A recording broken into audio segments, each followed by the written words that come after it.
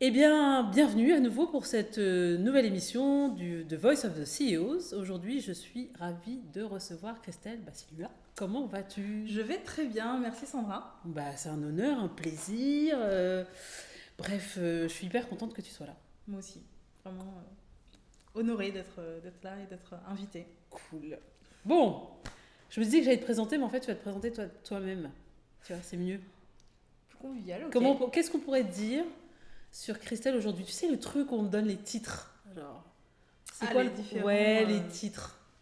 D'accord, donc Christelle Bassilua Semi, Ouais, congolaise d'origine, ok. née en France, donc profondément attachée à l'Afrique et à ses racines. Mhm. Je suis présidente du collectif Oser l'Afrique. Ok. Et je suis également chargée d'affaires en tant qu'analyste dans une start-up tech. Ok. Donc là, tu bosses là-bas depuis. Enfin, ça, c'est ton métier en Ça, fait. c'est Hein. mon métier. Ça fait maintenant 2 ans, Ok. presque 2 ans. Cool. Et alors, moi, le focus que je voulais avoir, c'était. Tu sais que l'émission, c'est sur le leadership. Mhm. J'ai appelé ça CEO, mais en fait, c'est vraiment le leadership qui, pour moi, se manifeste de plusieurs façons. Et le fait que tu sois la présidente d'Oser l'Afrique, pour moi, c'est une expression vraiment du leadership.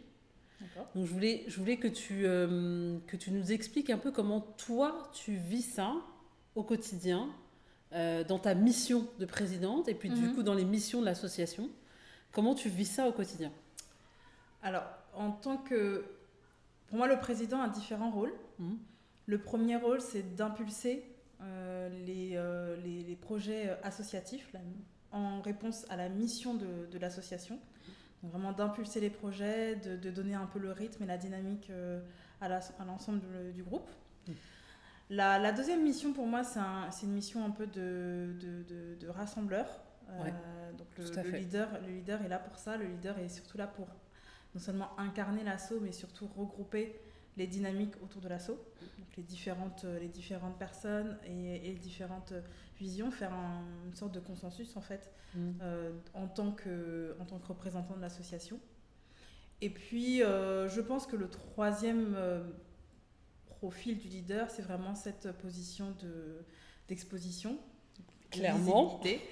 C'est un peu l'objet de The Talk, et en fait, c'est vraiment de représenter l'assaut, de prêcher sa paroisse, Mhm. de valoriser l'association, les membres de l'association, valoriser la mission Mhm. et surtout on va dire les retombées Ouais. des projets de l'assaut. Cool. Mais alors du coup, vous êtes combien de personnes là? En tant que membre actif, on est une quinzaine. Ok. Et donc, si on prend toute la communauté OSE, y compris les alumni, sur D'accord. le continent et en France, on est une soixantaine. Ah quand même. Ok, donc l'objet principal. Enfin, là, on est vraiment sur des projets liés aux afrodescendants, c'est ça? Tout à fait. Quel est le motif en fait? Pourquoi Oser l'Afrique existe? Qu'est-ce que vous voulez produire comme énergie au niveau des afrodescendants? Donc, Oser l'Afrique, c'est une association qui existe depuis 10 ans. On Mhm. a quand même un certain historique. Et notre mission première, c'est d'encourager les jeunes à entreprendre Ok. et à construire l'Afrique prospère dont on rêve tous. Mhm. Donc c'est la mission première. Et quand on parle d'entrepreneuriat, c'est l'entrepreneuriat bien sûr au sens brut du terme, donc l'entrepreneuriat, construire un projet, un business. Ouais, Il y a aussi l'entrepreneuriat social. Il y a également l'entrepreneuriat, on va dire, des idées, c'est-à-dire être conscient de son historique, d'accord. être conscient de son histoire, et être fier de son histoire. Et à partir de ces connaissances, bâtir cette Afrique solide, fière d'elle. C'est Ok. l'idée d'Oser l'Afrique.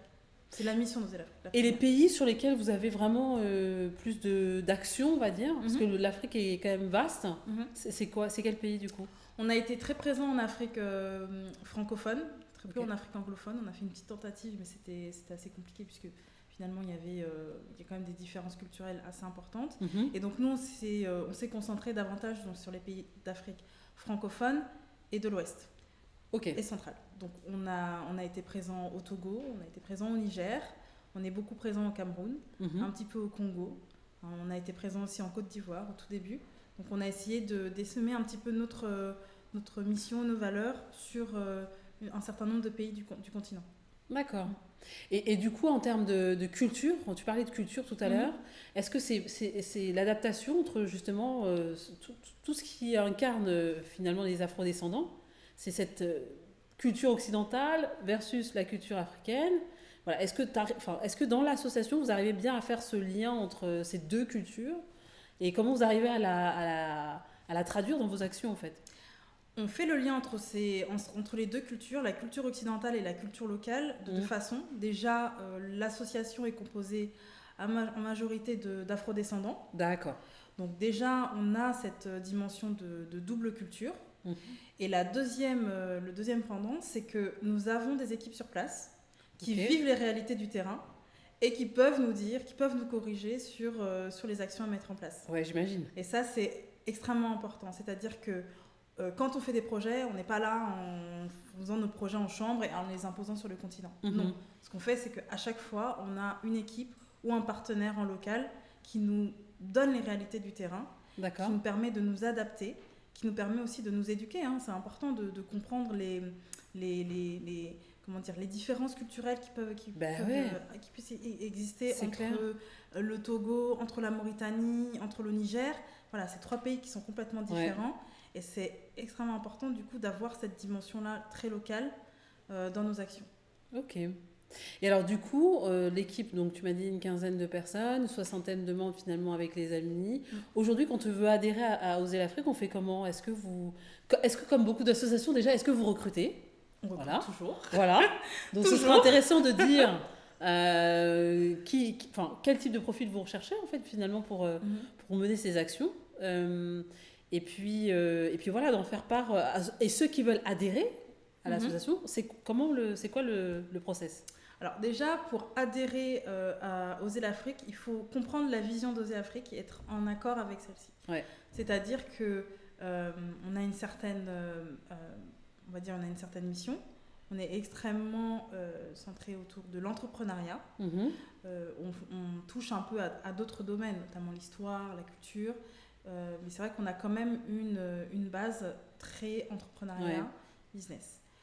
Ensuite, en termes de process, avant de parler de process, plutôt de parler de profil, on cherche des têtes bien faites. C'est quoi pour toi une tête bien faite?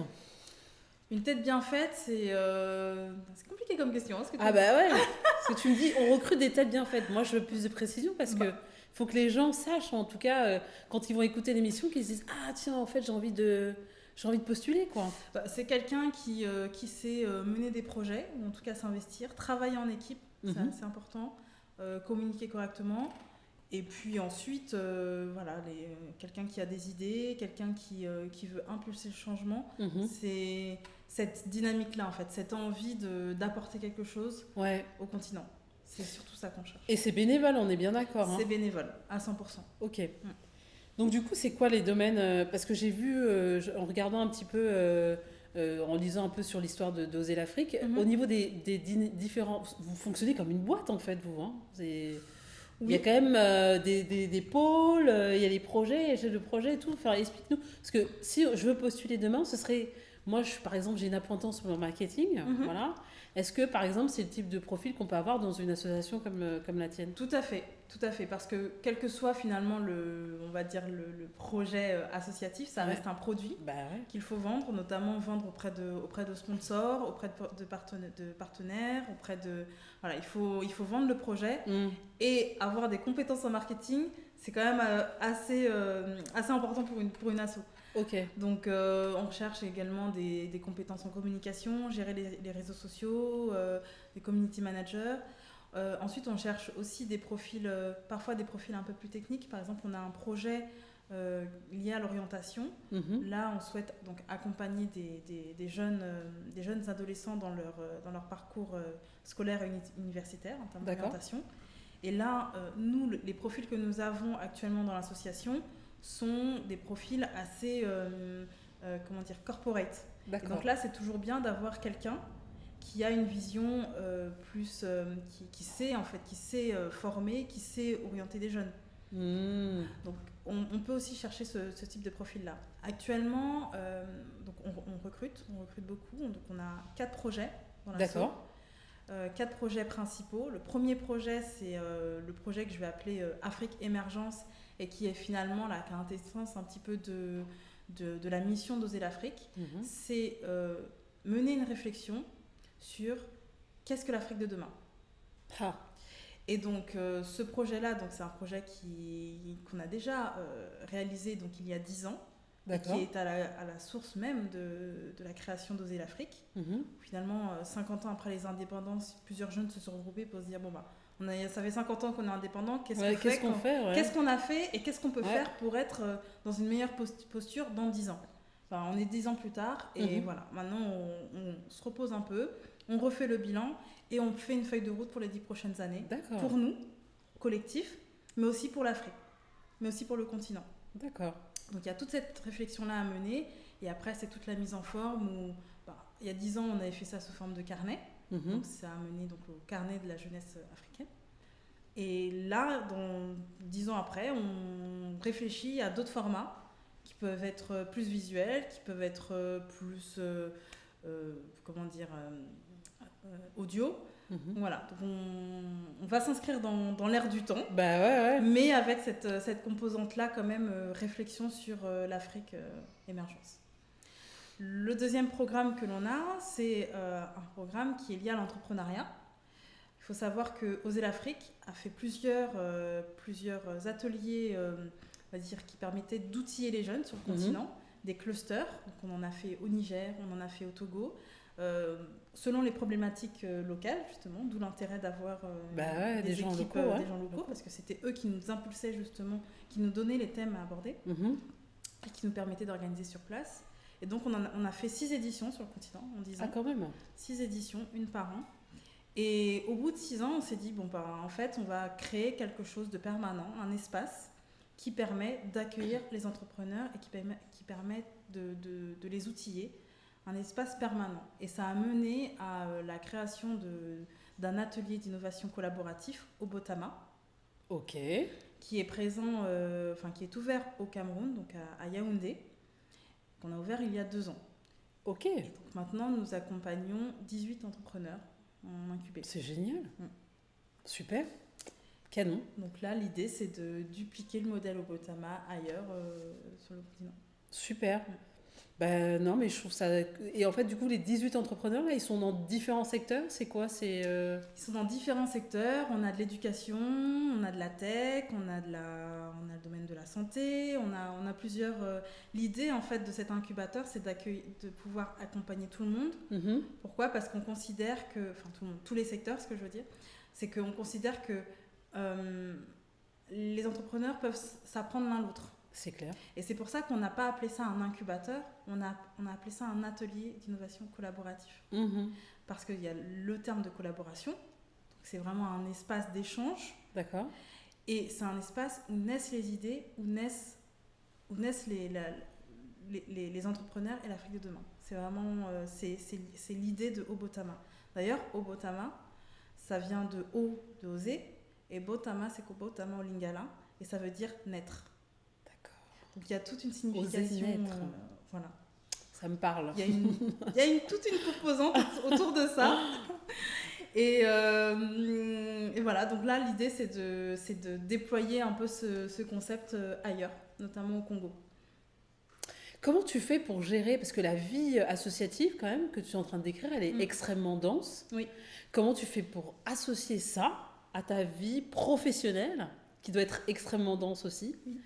C'est quoi le ratio en termes de répartition, d'heures de travail Comment tu fais ? Ça dépend des semaines, ça dépend des jours. Il y a des jours où on a un peu plus d'activité, d'autres non. Moi, dans mon boulot, je peux être extrêmement occupée. Je peux avoir des semaines de 90 heures quand on fait une acquisition. Okay. Et là, effectivement, laisser un peu de côté l'assaut. Et en revanche, avoir des périodes très creuses comme en ce moment où on n'a pas de projet d'association, d'acquisition. Et là, en l'occurrence, je peux travailler à 40... je peux travailler à 70% sur OSE. Ok. Mais ça nécessite quand même une certaine organisation. Moi, très régulièrement, très souvent, le matin, c'est osé. Et l'après-midi, je gère le reste. D'accord. Mais le matin, ça peut être le matin entre 6h et 8h.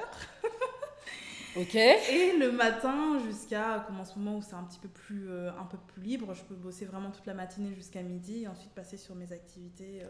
Donc je jongle. C'est hyper dense, hein. Enfin, ça te donne des journées de quoi 12 heures c'est dense quand même. Oui, quasiment, oui. Ok, d'accord. Qu'est-ce que tu donnerais comme conseil, justement, toi qui, dans l'association, vous avez quand même une vision entrepreneuriale extrêmement forte. Je sais que toi-même, tu es une entrepreneuse dans l'âme.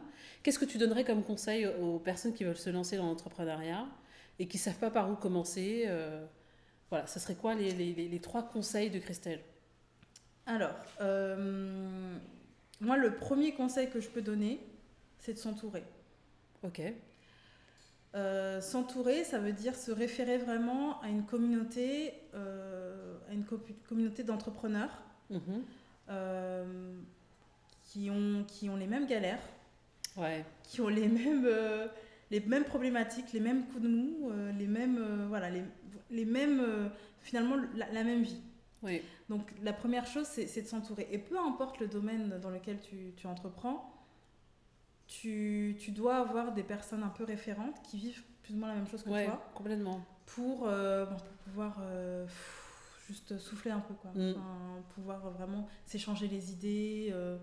Être compris. Voilà, souffler quand il faut souffler. Voilà, c'est important. Et cette communauté-là, ça peut être une communauté via les réseaux, mais ça peut aussi être un incubateur, par exemple. Bien sûr. Le deuxième conseil que je peux donner à un entrepreneur, c'est pour moi être solide en termes de développement personnel. Ok. L'entrepreneuriat, c'est dur. L'entrepreneuriat, c'est difficile. Ouais. C'est extrêmement difficile. Il y a des hauts, il y a des bas. C'est un parcours où on est quand même assez solitaire, je pense. Et donc, pour le coup, c'est important d'être solide et d'être fort mentalement. D'accord. Et c'est pour ça que finalement, quand on voit, en tout cas quand on lit les récits des entrepreneurs, les témoignages, souvent, ce sont des personnes qui sont assez, très développées, très, très ouvertes sur ce domaine-là du développement personnel. Je suis d'accord. Et ça, c'est aussi important, et là je vais faire référence à mon job, quand on lève des fonds. Oui, parce qu'il faut rappeler quand même que tu aides les entreprises à lever des fonds. Tout à fait. C'est quand même... là, on est dans un autre game. Là, on est dans un autre game où tu peux te retrouver en face d'investisseurs qui ne sont pas forcément bienveillants, ou en tout cas qui vont être très, très regardants, très piqués sur le business model, sur les questions. Donc, ils vont te questionner, ils vont te boxer. Et pour le coup, ça, c'est important d'être solide mentalement pour pouvoir justement répondre, ne pas se laisser déconcerter, ne pas se laisser décourager. Ça, c'est extrêmement important. Et pour avoir accompagné un entrepreneur en ce sens dans une levée de fonds qui était un peu fébrile, ça s'est ressenti. D'accord. Ça s'est ressenti sur le pitch. Et ça, c'est pour ça que c'est important. C'est important de vraiment être assis, être solide sur ses acquis. C'est normal d'avoir des coups de mou, d'être découragé. C'est pour ça qu'il y a la communauté à côté.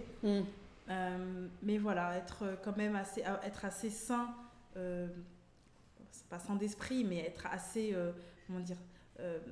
ouvert et développé sur le développement personnel, Oui, parce que le pitch, en fait, tu te pointes, mais en vrai, tu vas raconter les mêmes trucs que tout le monde, en vrai. Par contre, ce qui va faire la différence, c'est vraiment ta personnalité, ta capacité à pouvoir endurer les chocs, comme tu dis, les questions, à pouvoir être rapide, efficace, précis. Exactement. Et en même temps, que tu puisses raconter une histoire. Tout à fait.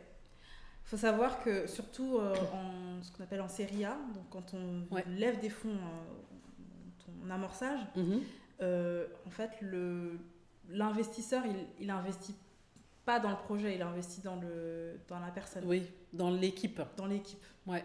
C'est l'équipe qui prévient. Et je vais du coup donner mon troisième conseil. Ok. Donc c'est d'avoir non seulement une équipe solide, mais un pitch deck solide. S'il vous plaît. Préparez ça en amont, c'est vraiment Alors important.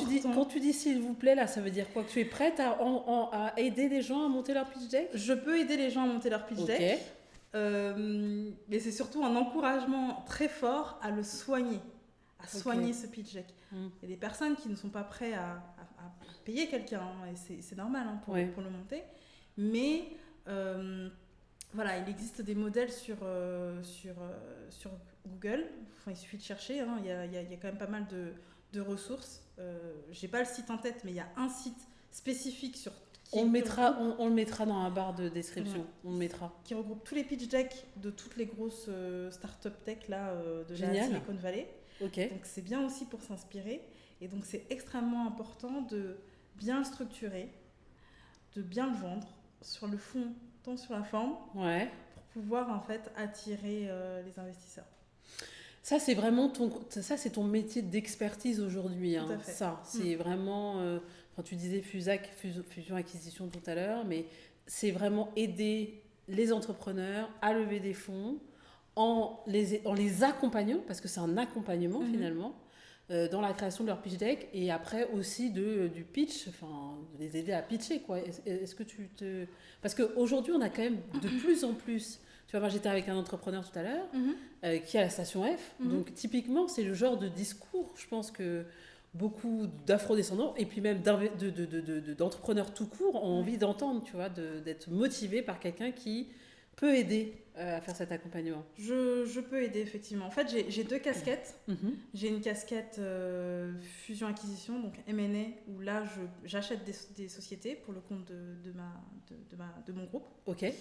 Et donc là, effectivement, j'ai la vision un peu d'un investisseur. Donc moi, je vais regarder les chiffres, je vais regarder le business model, je vais regarder si en termes d'intégration aussi dans le groupe, est-ce que ça marche. Je vais regarder l'équipe, on regarde les CV, on regarde, on fait des enquêtes aussi, des audits, non seulement des audits financiers, mais on fait aussi des audits RH. Bien sûr. La réputation de la personne. Bien sûr. Ensuite, la deuxième casquette que j'ai, c'est effectivement de lever les fonds. Donc je lève des fonds pour ma boîte. D'accord. Donc on a levé quand même pas mal de millions en un an. Donc là, je suis dans la posture où moi, Tu pitches. Je pitch. Enfin, c'est pas moi qui pitch, mais je crée. Oui, tu pitches quand même. Je rédige ton esprit pitch deck. Hein, voilà. Où je crée le pitch et donc où effectivement, il faut avoir les messages les plus percutants possibles. Il faut pouvoir répondre aux questions en termes de business plan, le business plan financier. Pouvoir être très précis, il faut pouvoir aussi le relier à la stratégie du groupe. Voilà, il y a toutes ces questions-là. Et effectivement, moi, quand j'accompagne un entrepreneur, parce que j'ai aussi des missions freelance, et quand j'accompagne un entrepreneur pour des levées de fonds, je l'aide non seulement pour vendre son projet, mais comme j'ai aussi la vision un peu investisseur, je lui dis ce qu'on regarde. Bah, bien sûr. Et donc cette double vision, ça me permet d'être, on va dire, impactante sur mes entrepreneurs. Non, mais c'est cool. Bah, ils ont, pour le coup, avec toute la vision 360 que tu as, ils ont vraiment de la chance, en tout cas quand tu les accompagnes, parce que tu as toutes les visions, les perceptions, et tu peux leur dire, bah voilà, si je me mets en posture truc, bah, il va dire ça, si je me mets en posture truc, tu devrais dire ça, et ainsi de suite. Donc voilà, je vous invite à demander les services de Christelle. On sera ravis de vous donner les coordonnées. Non, mais vraiment, je pense que c'est... Pour le coup, il y a plein de gens qui seraient intéressés par ce type d'accompagnement. Ok, super. Écoute, moi, j'ai des petites questions subsidiaires. On a le jeu qui s'appelle le Bami Game. D'accord. Ce jeu est similaire à ce qu'on peut trouver... Enfin, le jeu de l'intimité. Je ne sais pas si tu connais. Alors, je ne vais pas poser des questions d'intimité, voilà, parce que l'idée, c'est quand même de préserver ça. Mais par contre, c'est des questions qui permettent... C'est un jeu qui permet de créer plus de connexion entre les gens. Voilà. Ok. Donc, je voudrais juste voir un petit peu comment... Enfin, j'ai quelques questions, là, mais... Alors, est-ce que tu peux décrire un de tes professeurs, quand tu étais plus jeune, qui t'a impacté, en fait, à l'école, et qui, du coup, a impacté même le reste de ta vie ? Waouh. Alors, un professeur qui m'a impacté? Et ben en fait, je vais parler de ma prof de maths Ok, en terminale ok. qui m'a découragée. Ah bon? Oui, elle m'a impactée, mais négativement, mais positivement. C'est-à-dire Ouais. que voilà, elle m'a découragée à suivre la voie que j'ai suivie là, d'école de co. Pourquoi elle disait quoi? Bah, en fait, que c'était pas, que c'était réservé à une certaine élite. Ok. Mais c'était basé sur une analyse factuelle ou c'était quoi? T'as eu des mauvaises notes en maths ou? Ah non, non, j'ai eu mon bac avec mention bien. J'ai fait bac S spé maths, donc bon, j'étais un peu solide quand même. Ok, d'accord. Mais voilà, elle m'a un peu découragée en me disant, bah, tu sais, la voie que tu prends là, c'est une voie un peu élitiste. Est-ce que tu es sûre de vouloir le faire, etc. Et moi, on va dire, j'ai eu la présence d'esprit à l'époque, j'avais 18 ans, hein, de me dire, bah non, en fait, je vais y aller. Et puis Ouais. si ça marche pas, c'est pas grave. Bah, Ok. finalement, 10, 12 ans plus tard, je suis là. Ok, donc elle t'a impacté quand même, hein, Elle m'a impactée, elle m'a impactée. cette dame. J'ai un petit ego, donc elle a touché l'ego. Ok.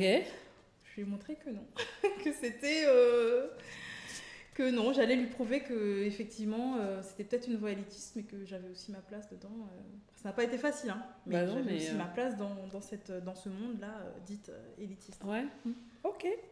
Très bien.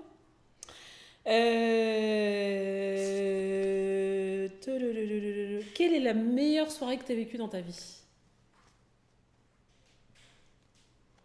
Ah oui, tu me poses des questions difficiles. Une, vraiment, genre, souvenir inoubliable, ça, c'est genre un souvenir enfin, émotionnellement. Ça peut être une soirée avec des potes qui étaient, je sais pas, moi, en haute, je sais pas quoi, un truc, mais Ouais. quel est un moment vraiment de ta vie que genre, c'était une joie incroyable, immense? Je pense que c'est quand mon neveu est né. Ok, Ouais. Donc mais c'était une soirée très calme parce qu'on était tous très fatigués. ouais, Mais c'est de se dire, en fait, j'avais un peu du mal à, comment dire, à réaliser ce qui venait de se passer. Parce que ok. mon neveu il est né dans l'après-midi, il est né à 13h. Et en fait, quand je me suis couchée le soir, je me souviens d'avoir eu la réflexion de... Bah, c'est bizarre, en fait. Hier, enfin ce matin, quand je me suis levée, il n'existait pas et aujourd'hui, il existe. Donc, enfin... Mais j'étais extrêmement heureuse d'avoir... Grande sœur, petite sœur, c'était la Grande sœur? sœur. Grande sœur. Grande sœur. Donc c'était le premier neveu, j'étais aux anges. Bah ouais, tu Ouais. m'étonnes. Mm. Ok. Ah oui. Est-ce que le job que tu, enfin, quel est le job que tu rêvais de faire quand tu étais petite? Vous connaissez Melrose Place? Ouais, vas-y, dis.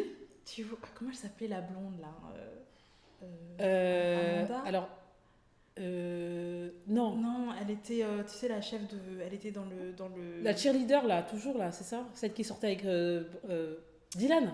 Non, non. Non, elle- Melrose Place, pardon. Dans Melrose excuse-moi. Place, Moi, j'étais avec Beverly Hills. elle est blonde, c'est celle qui avait enfin, elle était directrice d'un... Amanda Woodward. Amanda Woodward. Moi, je voulais être Amanda Woodward. C'est pas vrai. Je t'assure. Ah, elle me... Enfin, Le game, quoi. Le game. Je me suis dit, mais alors, elle est au-dessus. Et après, j'avais comme exemple aussi Carrie Bradshaw, parce que j'aimais bien sa légèreté, elle avait l'air fun. Mais je me souviens, parce que Melrose Place, je devais avoir quoi, 8 ans, quelque chose comme ça. Ça passait juste après l'école, vers 17h. Ouais. Bon, on était tous abonnés, je te rassure. Voilà, il y avait tout ce, Ah, tu vois, ce je créneau-là. regardais à fond, pareil. Et Amanda, mais je sais pas, pour moi, c'était la quintessence de la femme, quoi. Ok. La femme. En fait, je voulais être une femme d'affaires. Ok. Et d'ailleurs, enfin, pour la petite anecdote, c'est que donc moi, je voulais être femme d'affaires. Je savais pas dans quoi, hein, mais je voulais faire des affaires. Ok. Mon père voulait que je fasse médecin. Mhm. Et c'est pour ça que j'ai fait un bac SP maths. C'est parce qu'en fait, je devais faire médecine. Et c'est qu'en D'accord. terminale que je me suis dit, ben non, en fait, je vais être femme Amanda. d'affaires. Ouais. Ouais. Donc je me suis orientée sur une école. Mais de c'est co. bien, je pense que tu es allée sur le bon chemin de la femme d'affaires. Ouais. Super. Merci beaucoup, Christelle. Merci à toi. Super interview, super.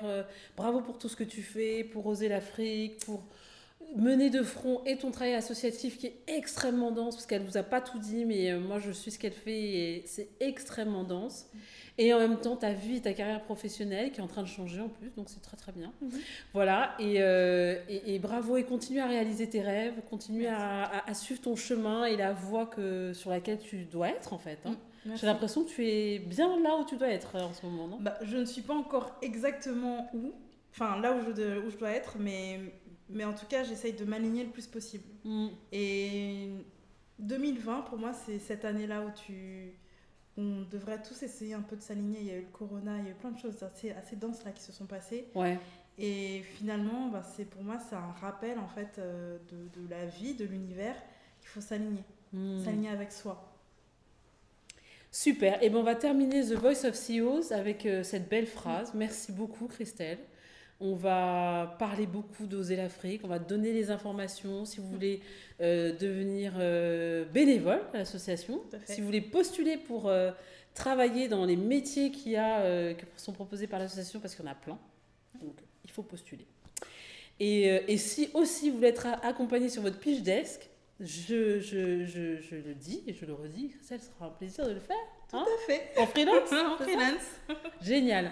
Écoutez, merci beaucoup et puis à très bientôt. Merci Sandra. Super. À bientôt. Bisous.